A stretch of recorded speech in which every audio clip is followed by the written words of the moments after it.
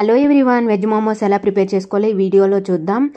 బౌల్లో 1 కప్పు మైదా పిండి, టేస్ట్కి తగినంత సాల్ట్ వేసుకొని కొద్దిగా వాటర్ వేసుకుంటే ఇలా చపాతీ ముద్దలాగా మిక్స్ చేసి పక్కన పెట్టుకోవాలి. ఇప్పుడు ప్యాన్లో 1 టేబుల్ స్పూన్ ఆయిల్ వేసుకొని కట్ చేసుకున్న ఆనియన్, క్యారెట్ వేసుకొని ఫ్రై చేసుకోవాలి. మీ దగ్గర క్యాప్సికమ్, క్యాబేజీ ఉంటే కూడా వేసుకోండి. ఇప్పుడు అంతా క్యారెట్, ఆనియన్ ఫ్రై అయిన తర్వాత బాయిల్ చేసుకుని స్వీట్ కార్న్ కూడా వేసుకొని అంతా ఒకసారి మిక్స్ చేసుకొని టేస్ట్కి తగినంత సాల్ట్, పెప్పర్ పౌడర్ వేసి మిక్స్ చేసి పక్కన పెట్టుకోవాలి.